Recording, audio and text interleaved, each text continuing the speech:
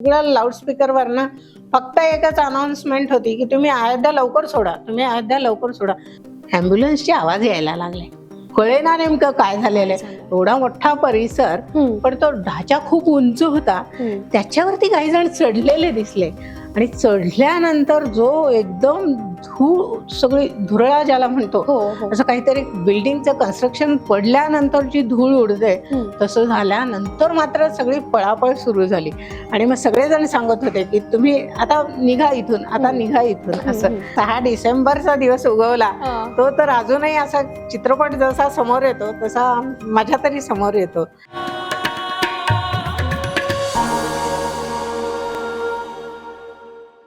नमस्कार, मी भाग्यश्री बखर लाईव्ह मध्ये आपल्या सगळ्यांचं मनपूर्वक स्वागत करते. सध्या अवघा देश राममय झालाय. 22 जानेवारीला रामलल्ला 500 वर्षाचा वनवास संपून त्याच्या गर्भगृहामध्ये विराजमान होणार आहे. भारतीय राजकारण बदलवणारं हे आंदोलन त्यावेळी सगळ्यात महत्वाचं ठरलं आणि या आंदोलनात सगळ्यात महत्वाचा घटक होता कारसेवक. याच सगळ्या पार्श्वभूमीवर आपल्या आज भेटीला आल्या आहेत निर्मला कांदळगावकर. त्या एक उद्योजिका आहेत आणि राष्ट्रसेविका समितीच्या कार्यकर्त्या त्या आहेत. त्यावेळी त्या नाशिक जिल्ह्यातून कार सेवेसाठी अयोध्येला गेल्या होत्या आणि त्याच अयोध्येत आज राम मंदिर उभं राहतंय. त्याच निमित्तानं आज आपण तुमच्याशी गप्पा मारणार आहोत. ताई, तुमचं बखर लाईव्ह मध्ये खूप खूप स्वागत. नमस्कार. आणि खरं तर तुमचं अभिनंदन की तुमच्या आंदोलनाला मोठं यश आलंय. तुम्ही त्या आंदोलनाचा एक घटक होतात आणि आज राम मंदिर उभं राहतंय. ह्या सगळ्या पार्श्वभूमीवर तुम्हाला पहिला प्रश्न, कसं वाटतंय? खूप छान वाटतं. म्हणजे कल्पनातीत ज्याला म्हणतो असं, की तेव्हा कल्पनाही नव्हती. तेव्हा फक्त कारसेवेला जाणं हे एकच एम होतं, ध्येय होतं. पण आता ते मंदिर उभं राहते म्हणजे ही खरं का खोटं असं वाटायला लागतं. हे खरोखर प्रत्येकाच्या मनामध्ये असं होतं की रामलला हे स्वगृही परत यावेत, त्यांना तंबूतून बाहेर नेणं. आणि हे आज आपल्या सगळ्यांच्या प्रयत्नाला आलेलं यश आहे, एवढंच मी सांगू शकते. ताई, ज्यावेळी तुम्हाला जायचं ठरलं त्यावेळी तुम्ही सेविका समितीच्या कार्यकर्त्या होत्या. आता कार सेवेला जायचं हे असं ठरलं, नेमक्या काय भावना होत्या? कुटुंबातून कसा तुम्हाला पाठिंबा मिळाला?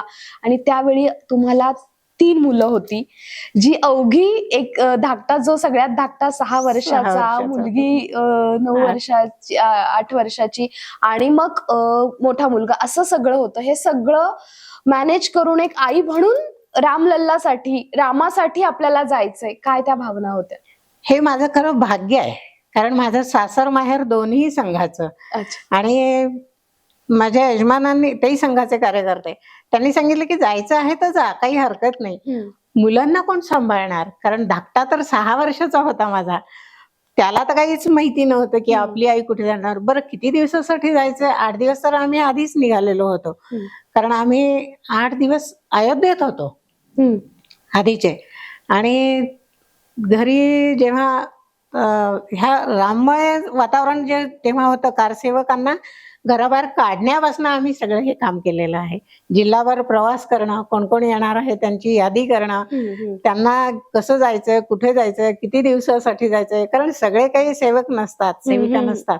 तर ह्या सगळ्यांना घेऊन जाणं. आणि नाशिक जिल्ह्यामधून आम्ही जवळपास 200 होतो कार सेविका. आणि ह्या 200 जणांचा ग्रुप आमच्या बरोबर होता. आमच्या नाशिकच्या आमदार तेव्हाच्या निशिगंधा मोगल याही बरोबर होत्या. आणि घराघरांमधून जाऊन आम्ही हा सगळा विषय त्यांच्यापर्यंत पोहोचवून, त्यांना बाहेर काढून, त्यांना अयोध्येला घेऊन जाणं असं होतं. घरातलं म्हणशील तर आता माझी 3 मुलं.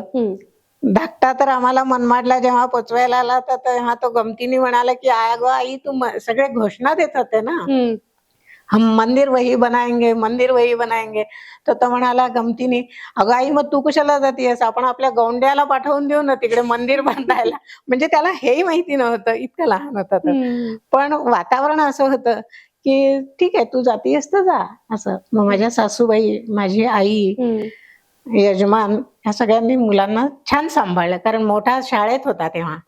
नाही, आता घरच्यांनी सांभाळलं, पण एक आई म्हणून तुम्ही ज्यावेळी प्रवासाला निघालात किंवा प्रवासात असेल किंवा एकंदरीतच त्या 8-10 दिवसाचा जो काय तुमचा प्रवास होता, त्यावेळी तर मोबाईल्सही नव्हते. संपर्क कसा केला आणि मुलांची आठवण आली तर काय केलं? नाही, एका कसं असतं, एक आपण ध्येय उराशी बाळगलं ना की मग आपल्याला त्रास कमी होतो, कम्पॅरेटिव्हली कमी होतो, असं माझं तर स्पष्ट मत आहे. आणि एका चांगल्या कामासाठी घराबाहेर पडलेलो आहोत आणि घरचे काळजी घेणारे घरचे आहेत. हा, मुलांना एकटं ठेवलं असतं तर मग काळजी होती, पण घरचेच काळजी घेणारे आहेत म्हणल्यानंतर मग, आणि घरच्यांनी पाठिंबा दिला आणि जा म्हणून परवानगी दिली. दोन्ही गोष्टी महत्वाच्या असतात त्याच्यामध्ये. जा म्हणून परवानगी देणं आणि त्यांचा सांभाळ करणं, त्याच्यामुळे तशी काही नाही. आणि तिथे गेल्यानंतर तर देहभान विसरणं ज्याला म्हणतात, अक्षरशः असं झालेलं होतं की घरची आठवण नाही, कुटुंबाची आठवण नाही. थंडी मी म्हणायची तिथे. अयोध्येला तर बघायलाच नको. डिसेंबर महिना आणि शर्यत किनारी आमचं होतं. अरे बापरे. शरयू किनारी अशी वाळूवरती त्यांनी गवत अंथरलेलं, त्याच्यावरती एक ताडपत्री अंथरलेली आणि आमचा मुक्काम तिथे होता. म्हणजे रात्री तर थंडी कुडकुडायची, पण आम्ही 200-300 ज्या काही महिला होत्या त्या इतक्या जवळजवळ झोपायचं की थंडीच थंडी पण वाजायची वाजायची नाही. नाही, इतकं होतं. आणि मग असे आम्ही आधीचे 8 दिवस तिथे काढले. आणि नंतर मग जेव्हा 6 डिसेंबरचा दिवस उगवला, तो तर अजूनही असा चित्रपट जसा समोर येतो तसा माझ्या तरी समोर येतो की आम्ही सकाळीच, आम्हाला आदल्या दिवशीच सांगितलं होतं की पाण्याच्या बाटलीमध्ये पाणी आणि मुठभर वाळू एवढं घेऊन तुम्ही तिथे या. अच्छा. आणि मग आम्ही गेलो सकाळीच तयार होऊन. 200च्या 200 हो, सगळ्या महिला. आणि साधारण तिथे क्राऊड किती होता? सांगतात तरी एक 10 लाखाच्या आसपास होता, कारण चालताच येत नव्हतं, रस्ता दिसतच आणि नव्हता. विविध राज्यातून सगळ्या राज्यांमधून आलेले होते. म्हणजे इतकं अप्रतिम, म्हणजे काय त्याला शब्दच नाही आहेत, शब्दातीत आहे ते सगळं. आणि जोर जोरात घोषणा द्यायच्या रामाच्या, मंदिर वही बनाएंगे. आणि रस्त्यावरनं फिरत असताना दुकानांमधून उमा भारती, ऋतुंबरा देवी यांची सगळ्यांची भाषणं लागलेली असायची. तो एक जोश असायचा. आणि ठिकठिकाणी त्यांनी असं हे पेंडॉल टाकलेले होते, पेंडॉल मधूनही भाषण व्हायचं. प्रत्यक्षात त्यावेळी कुठल्या नेत्यांचं भाषण ऐकायचं योग आलं? प्रत्यक्षामध्ये त्या दिवशी जेव्हा हा ढाचा पाडला जो काही आहे तो, आम्ही 200 मीटर वरती होतो. आमचा ग्रुप सगळा. आणि ते घोषणा चाललेल्या होत्या, गाणी चाललेली होती, भजनं चाललेली होती. इकडे प्रमोद महाजनांचं भाषण चालू होतं, एका ह्याच्यावरती उमा भारतीचं चालू होतं. आणि हे असं चालू असताना काही जण कुठे चाललेत काही दिसत नव्हतं आम्हाला, पण तो ढाचा खूप उंच होता, त्याच्यावरती काही जण चढलेले दिसले. आणि चढल्यानंतर जो एकदम सगळी धुरळा ज्याला म्हणतो, असं काहीतरी बिल्डिंगचं कन्स्ट्रक्शन पडल्यानंतर जी धूळ उडते, तसं झाल्यानंतर मात्र सगळी पळापळ सुरू झाली. आणि मग सगळेजण सांगत होते की तुम्ही आता निघा इथून, आता निघा इथून, असं. आणि ॲम्ब्युलन्सचे आवाज यायला लागले, कळेना नेमकं काय झालेलं आहे. एवढा मोठा परिसर आणि त्या परिसरामध्ये पोलीस बंदोबस्त तर जबरदस्त होता.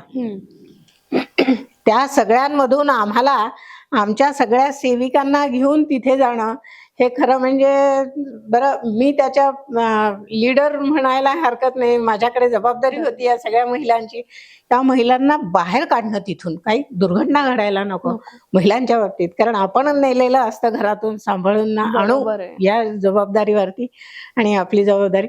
तरी दुर्घटना म्हणजे एका बाईला खेचत असताना तिची अंगठी पाण्यात पडली तर आता तिचा अंगठीत जीव त्या सगळा. माझी अंगठी पडली नाही, तिथे एक नाला होता छोटासा, आणि मग ती काढली कशी बशी सापडली आम्हाला. आणि मग आम्हा सगळ्यांना आम्ही तिथे नेलं, आमच्या जिथे जागा होती निवासाची तिथे. सर्व तीरावरच टेंट, तंबू टाकलेले होते, पण ते तंबू तरी काय, त्याच्यात काही प्रोटेक्शन नाही ना, काही नाही. आपल्या एक छोटे बॅग असायच्या, त्याच्यामध्ये जे काय आपले दागदागिने कोणाचेच नव्हते. अगदी स्पष्ट आम्ही सांगितलेलं होतं की मौल्यवान वस्तू कुणीही आणायच्या नाही. आणि असं सगळं. मग तिथे आम्ही गेलो आणि मग आता बाहेर पडा, सगळे अनाऊन्स करत होते तेव्हाचं वातावरण असं होतं की सगळं लाऊडस्पीकरवर ना फक्त एकच अनाउन्समेंट होती की तुम्ही अयोध्या लवकर सोडा, तुम्ही अयोध्या लवकर सोडा. कारण कोणत्याही क्षणाला काही होऊ शकत होतं. मिलिटरीवाली असती, काही झालेलं असतं. पण त्यांनी सांगितलं की आता हे झालेलं आहे आणि ॲम्ब्युलन्सचे आवाज कानात घुमायचे. अजूनही मला ती आठवलं तरी, कारण इतके ॲम्ब्युलन्स काय झालेलं आहे, कोण पडलेलं आहे, किती दुर्घटना झालेली आहे, काही कळत नव्हतं. आणि तो तेव्हा जो प्रसंग झाला तो डोळ्यासमोर येतो आणि त्याच्यावरनं मग आम्हाला संध्याकाळी काही जणांना बोलवलं होतं. त्याच्यात सुदैवाने माझाही नंबर लागला होता. तो जो सगळा पडलेला मैला होता कन्स्ट्रक्शनचं, ते सगळं आम्हाला उचलून ती जागा साफ करायची होती आणि हे वेळेत करायचं होतं. हे वेळेमध्ये असं करायचं होतं म्हणून मग आम्ही अशा रांगेत उभ्या होतो, काही पुरुष काही महिला.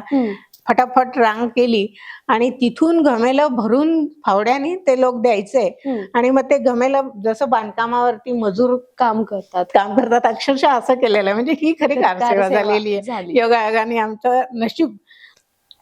आणि मग त्याच्यामध्ये एक आम्हाला छोटासा मार्बलचा नंदी सापडला. अरे इतका छान.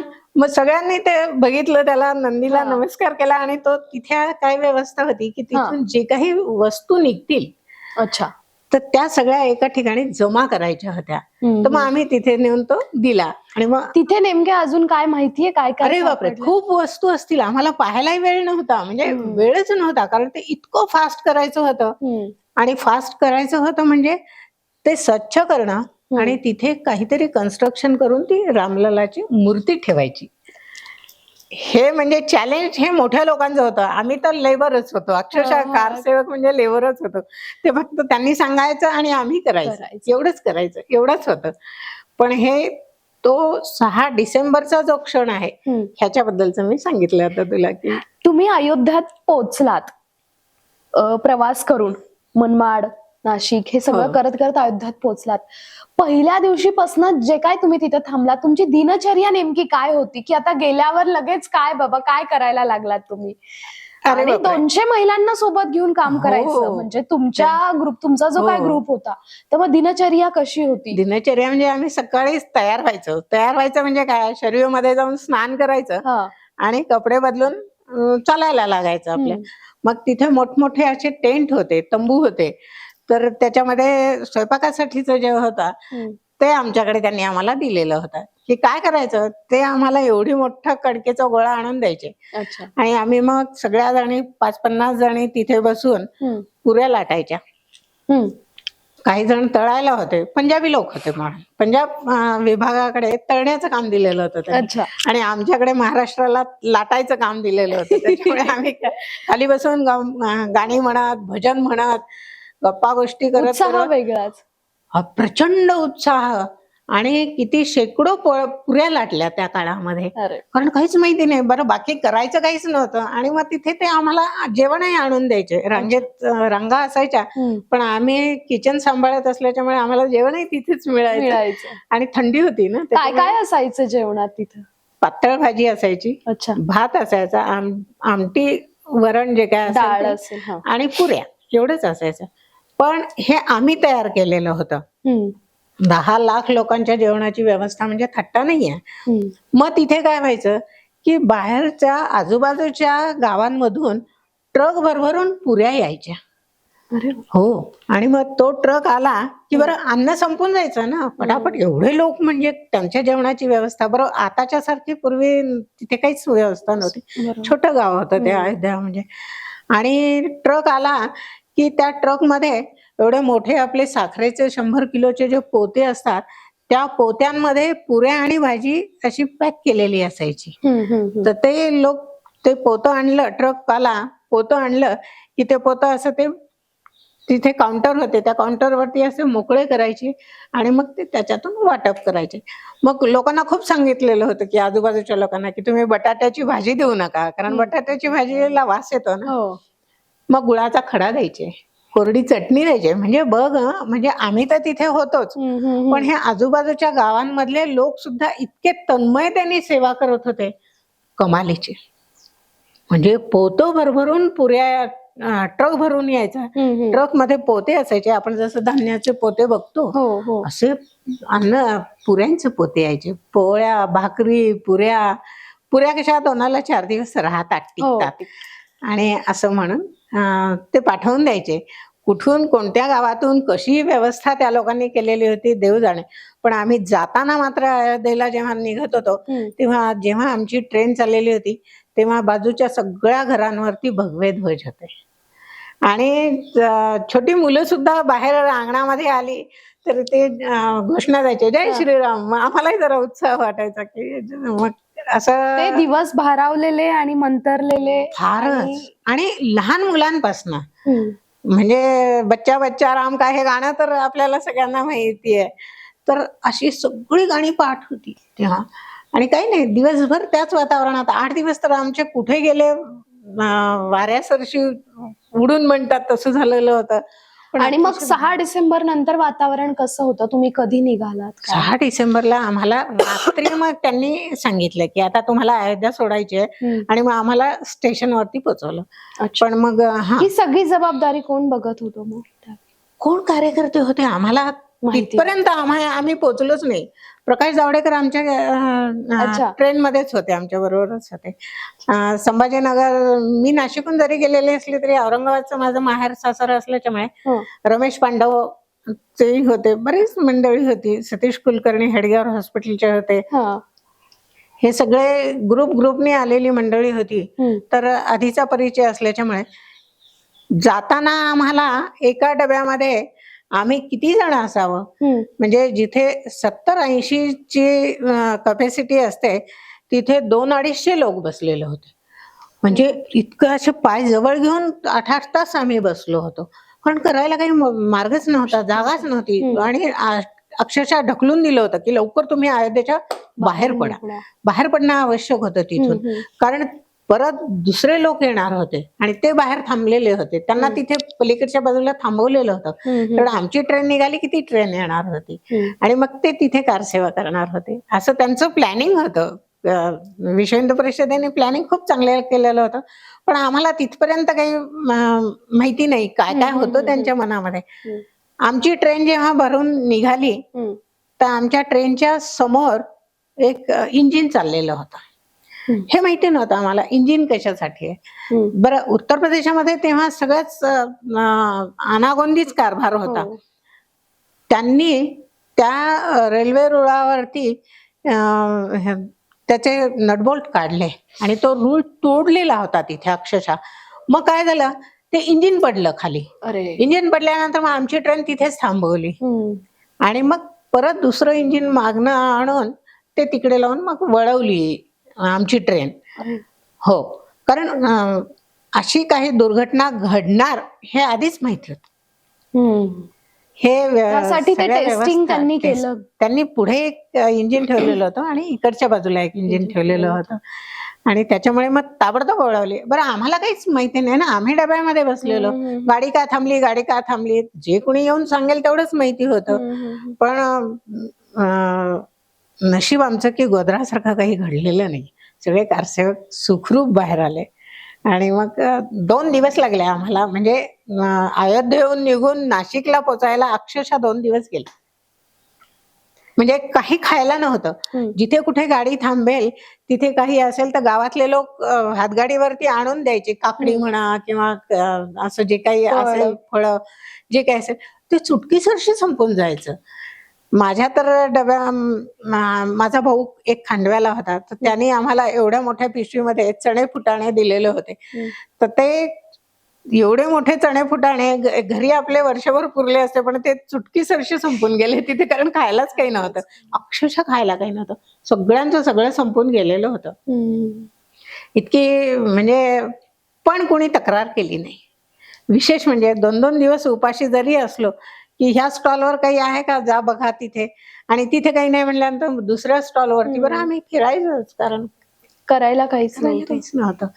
आणि दुकानं किती छोटी छोटी होती. बरं, फार पैसेही जवळ नेलेले नव्हते, त्याच्यामुळे बरं गंमत म्हणजे अयोध्येतले लोक आमच्या पोटा पाण्याची काळजी इतकी घ्यायची की तुम्ही चहा तरी घ्या, बाकी काही नाहीये तर जसं आपल्या पंढरपूरच्या वारीमध्ये लोक आग्रहाने देतात, तुम्ही पोहे खा, तुम्ही हे करा.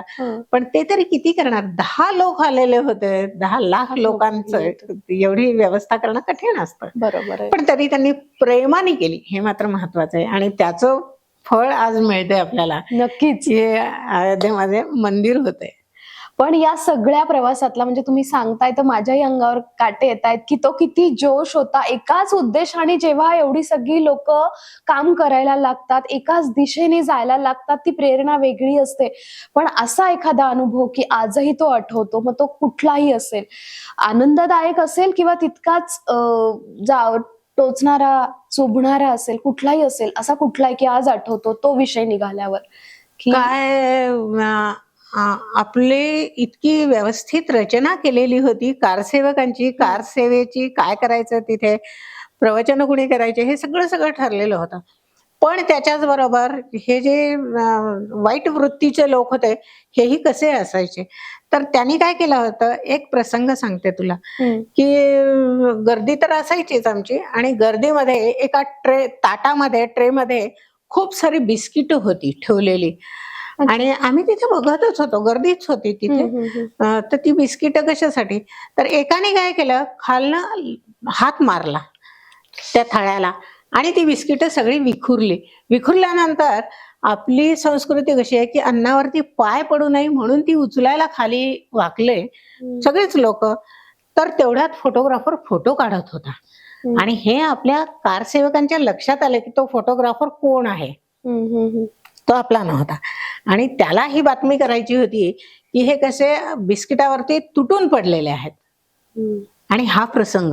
पण त्यांनी मग तो त्याचा कॅमेरा हिसकावला, त्याला विचारलं, तर त्याला त्याच्या बॉसने सांगितलेलं होतं की असं काहीतरी तिथे व्यत्यय आणा, ज्याला म्हणता येतं. तर असं की ही माणसं कशी उपाशी मरतायत आणि एका बिस्किटासाठी 4-4 जण खाली वाकून ते बिस्किट पकडायचा प्रयत्न करतात, आणि हे सगळं तो फोटोमध्ये कॅप्चर करणार होता.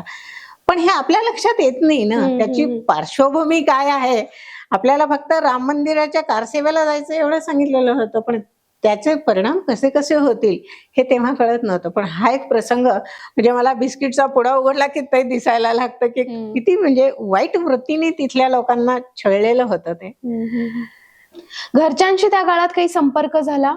आम्ही सुखरूप आल्यानंतरच दिसले, बाकी कुठे फोन करणार आणि काय आणि करणार. ज्यावेळी ढाचा पाडला किंवा पडला जे काय, त्यावेळी घरी काय म्हणजे त्यांनी आल्यावर तुम्हाला सांगितलं असेल, त्या सगळ्यांच्या भावना काय होत्या? कारण खूप मोठ्या बातम्या कायम रोज संध्याकाळी सगळेजण 7 वाजताच्या टीव्ही समोर बसायचे आणि बातम्या बघायचे. तर घरच्यांच्या काय प्रतिक्रिया होत्या? मुलगा म्हणायचा, बाबा आपली आई कुठे दिसतीये का हो, आपली आई कुठे दिसतीये का हो.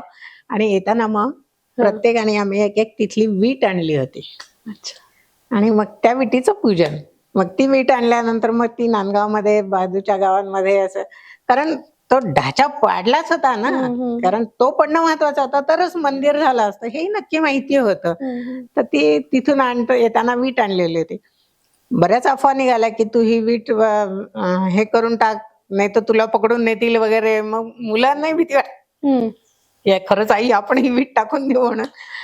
पण अशा गमती जमती खूप झालेल्या. पण मुलांवरती एक चांगला संस्कार असा झाला की आपली आई बाबा सुद्धा प्रत्यक्ष लढाईच्या युद्धाच्या ह्याच्यात जरी नाही गेले तरी हा एक संस्कार की आम्ही देशासाठी काहीतरी करतो. आणि मग आज मुलं पण त्या मार्गावरती आहेत. माझा धाकटा छोटा नातू आहे मला 6 वर्षाचा, तर तो सुद्धा सांगतो की माझी आजी गेली होती, अयोध्येला गेलेली होती. असं त्या मुलांवरती परिणाम होतो ना. जेव्हा मंदिर बघितल्यानंतर मग तू तिथे गेली होती, मग त्याचं सगळं प्रश्नावली सुरू होते, असं होतं ते. पण मुलांवरती संस्कार हे प्रत्यक्ष केले गेले, एवढंच आहे. ज्या दिवशी सर्वोच्च न्यायालयाचा निर्णय आला त्या दिवशी तुम्हाला काय वाटलं? कारण त्या दिवशी खऱ्या अर्थानं शिक्कामोर्तब झालं आणि नंतर जे काय भूमिपूजन मोदींनी केलं ते आपण सगळ्यांनी बघितलं.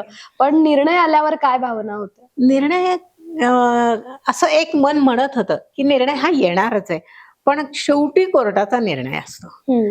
काही होऊ शकतं, असं जे आपण म्हणतो की ज्याला श्वास रोखून त्याच्याकडे बघत राहणं एवढंच एक काम होतं टीव्हीकडे. कारण आपल्या हातात आता काही बाकी नाहीये टीव्ही बघणं आणि टीव्हीवरती आलेला निकाल बघणं. केवढा आनंद. काही नाही तर साखर घेतली, देवापुढे ठेवली आणि सगळ्या आमच्या एरियामध्ये आमच्या मजल्यावरती सगळ्यांना साखर वाटली. कारण आपल्या इतके सगळे ह्या गोष्टीमध्ये इन्व्हॉल्व नसतात आणि जे की व्हायला पाहिजे. म्हणून आता जे आपण अक्षत वाटपाचा कार्यक्रम घेतोय तो तेवढ्यासाठी की कळू देत त्यांना की मंदिर उभं राहिलेलं आहे. टीव्हीवर ते बघतात पण त्यांचा अलिप्तपणा खूप असतो. असं इन्व्हॉल्व होऊन करणं हे नसतं. तर आम्ही जेव्हा साखर वाटली तेव्हा काय झालं, कशाची साखर आहे, त्यांना असं वाटलं की आमच्या घरातच काहीतरी चांगलं घडलेलं आहे. पण राष्ट्रासाठी आणि मंदिरासाठी आणि एवढे 500 वर्षाची तपश्चर्या फळाला आली आहे असं नाही वाटलं. वाटतच नाही, त्याच्यामध्ये ते इन्व्हॉल्व होत नाही.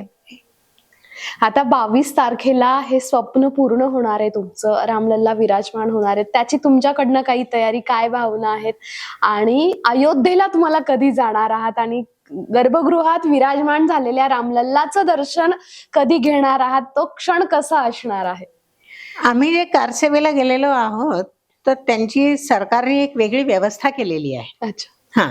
की जे कारसेवेला गेलेले आहेत त्यांच्यासाठी त्यांनी काहीतरी व्यवस्था केलेली आहे, ती आलेली आहे आमच्याकडे. आम्ही आता ते सगळेजण एकत्र होऊन परत एक बोगी बुक करून जायचं ठरवलेलं आहे. त्याच दिवशी जाणार आहात अयोध्येला? नाही, 22ला मोदीजींनी सांगितलं येऊ नका म्हणून. आणि स्वाभाविकच आहे ना, आपण त्यांनाही सहकार्य करणं हे आपलं काम आहे ना. एवढं आपण केलं म्हटल्यानंतर पुढचं तर करणं आवश्यकच आहे. तर जेव्हा सगळ्यांचं एकत्र येणं होईल तेव्हा 1-2 महिन्यानंतर नक्की जाणार. सगळ्या मिळून जाणार, ज्या सगळ्या कारसेवकाचा ग्रुप होता जसे कारण नाशिकचे होते ना आमचे. तर त्यांनाही परवा भेटून आलेले आहेत गिरीश, तर त्यांनाही एकत्र करून आम्ही परत सगळे जाणार. कारण तो एक वेगळा आनंद आहे की आपण केलेल्या कष्टाचं चीज झालेलं आहे. आणि 500 वर्ष जे लोक झटत होते, ज्यांनी आहुती दिलेली आहे, त्याच्यातले आपण हे मंदिर उभं करण्यासाठीचे साक्षीदार आहोत. म्हणजे आपण कारसेवेलाही गेलो आणि मंदिरही उभं राहिलं ना. आणि हे याची देही याची डोळा म्हणतात, असं झालेलं आहे, बाकी काही नाही. निर्मलाताई, तुम्ही आता जसं म्हणालात, खऱ्या अर्थानं याची देही याची डोळा, मंदिर म्हणजे ढाचा पाडतानाचा प्रवास ते मंदिर उभं राहतानाचा प्रवास तुम्ही तुमच्या उभ्या आयुष्यात बघितलाय. तो एक आनंद वेगळा आहे तुमच्यासाठी. तुम्ही त्या कारसेवेचा एक मोठा घटक होतात, तो अनुभव तुम्ही अगदी जवळून बघितलाय आणि आता ते मंदिर उभं राहतंय. खऱ्या अर्थानं ही सगळी जी कारसेवक मंडळी होती, यांच्यासारखे हजारो लाखो कारसेवक भारतामध्ये होते, त्यावेळी ते तिथे गेले आणि त्यांनी काम केलं. आपल्या घरादारावर तुळशी पत्र ठेवून या लोकांनी काम केलं. परत वापस येतील की नाही हेही शाश्वती नव्हती. कुटुंबांनी त्यांना सपोर्ट केला आणि ते स्वप्न पूर्ण होतंय. 22 जानेवारीला रामलल्ला त्यांच्या गर्भगृहात, त्याच्या मंदिरात विराजमान होतोय आणि हा सगळा विजय या सगळ्या लोकांचा आहे. खूप खूप धन्यवाद आणि खूप खूप आभार आणि तुमचं अभिनंदन. धन्यवाद.